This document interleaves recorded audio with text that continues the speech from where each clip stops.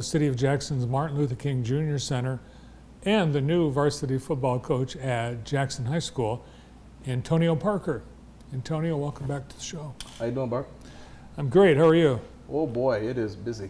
Yeah, this is Antonio's first season as football coach, and it's already underway, practices. Do you do two-a-days? Yes, we wrapped up two-a-days Monday. We had a combined practice with Ionia yesterday.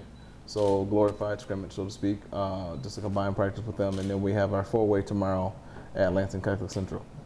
Well, today we're going to talk about football and the King Center. So let's talk about football since we're already there and you're dressed. Okay. And halfway through you can change your outfit to your King Center outfit.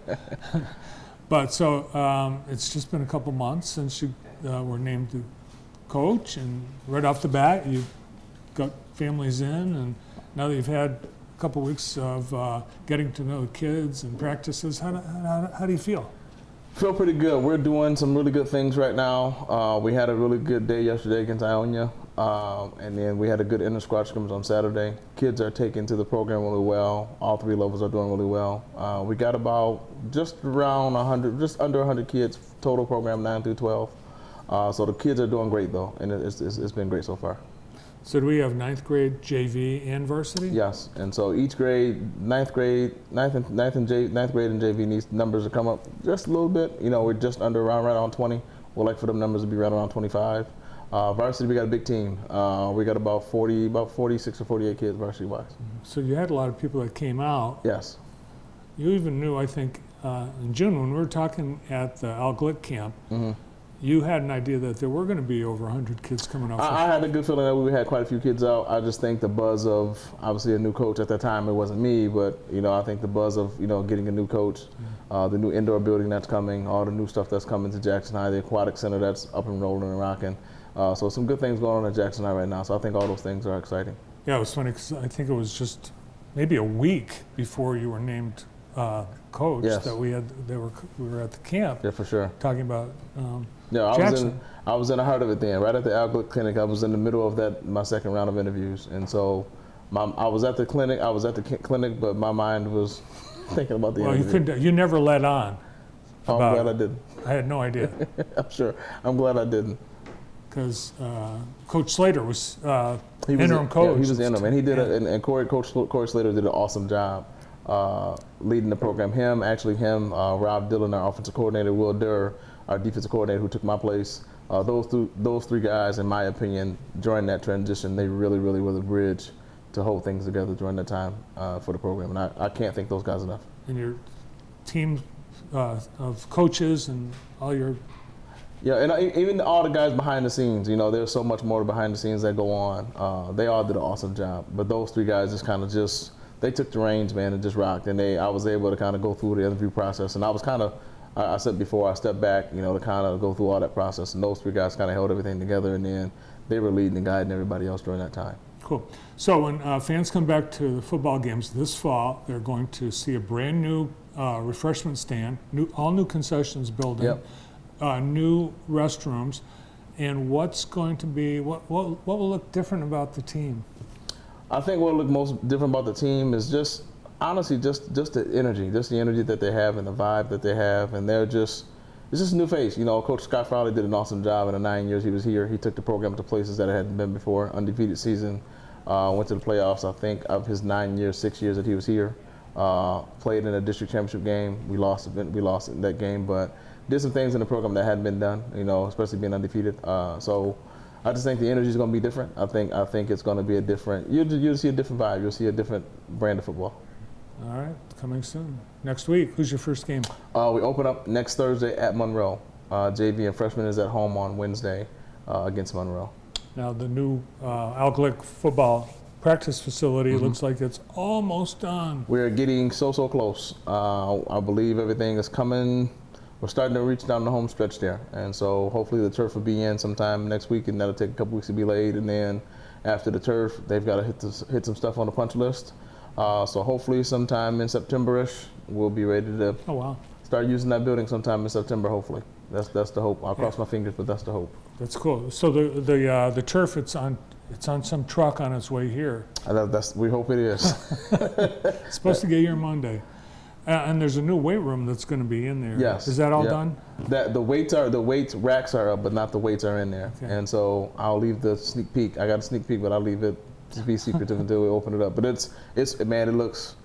I may, even though I have a King, even though I use the gym at the center sometimes, boy, like using that is like, oh boy, it's like a different level of conditioning there. It's amazing. I've looked in the building, and from the outside, you've all hopefully you've had a chance to see it. It does look like the U of M.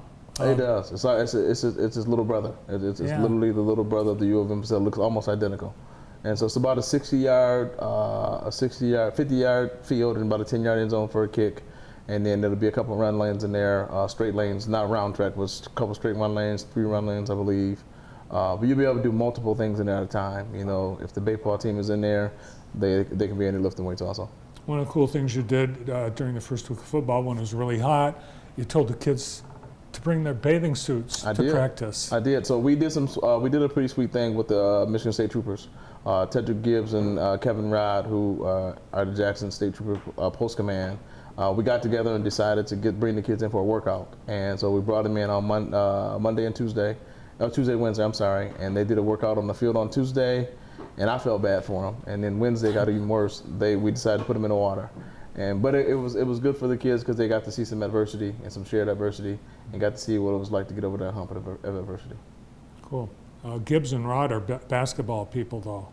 Yeah, I think they've like the 10-time Dustmaker champ or something like that. Isn't it? They seem to keep pulling off the nobody in Jackson can beat them. Year after year. The heroes, nobody can beat them.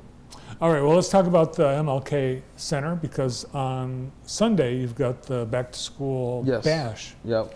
Mayor Daniel Mahoney has done that for years, even before he became the mayor. That event has turned into a great thing. It is huge. And so he serves, I can't even tell you how many kids he serves, because he serves hundreds of kids. So he's partnered with a lot of people in the community, and it has gained an extreme amount of support. And so it is a great event. They do backpacks, haircuts, girls, the young ladies get their hair done, and they get school supplies. Ultimately, kids can go to school that week and feeling like they're prepared to ready to go. And so it is an awesome event.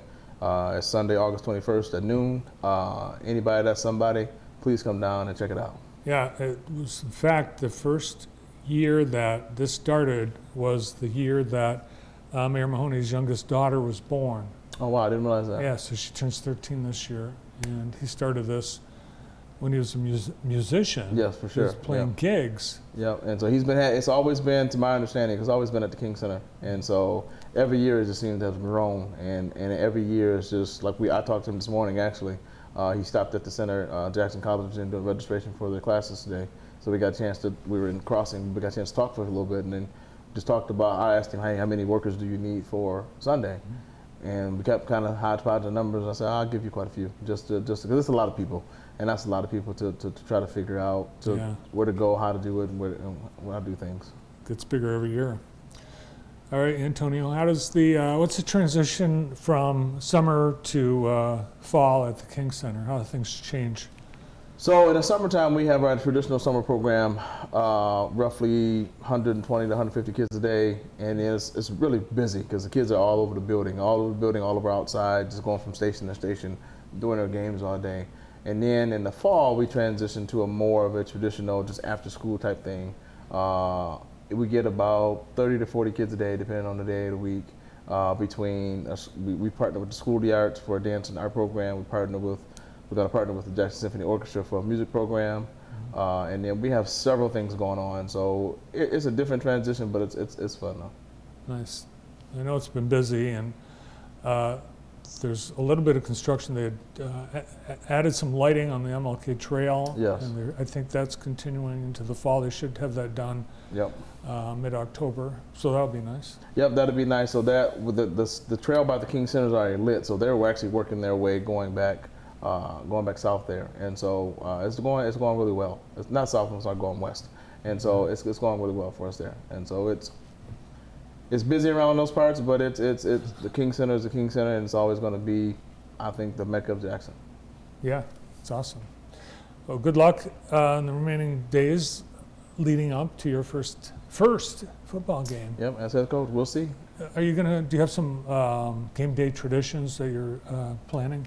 I do. I have a. I'm just like the kids. I wear headphones and I listen to music and I walk the field and kind of go through my own little ritual that I always do. And the kids always, hey, coach, what are you listening to? And I'm an old school hip hop guy, so it might be some, Eric B and Rakim or some LL Cool J or something in there. It just depends on the day of the week who I'm gonna listen to. But no, so I got some traditions that I always do. All right. Are you superstitious? Yes, I am. Every football coach is. I do the same thing before every game, almost at the same time. Legit. You don't I want always run my hat backwards. to. Okay. I'll keep that tradition going too. Awesome. Well, good luck. It'll be exciting to watch, and hope you have a great season. Appreciate it. Thank you for letting me come in. I appreciate it. Thanks for coming in. Thank you. The director of the MLK Center and Jackson High's new varsity football coach, Antonio Parker. More to come on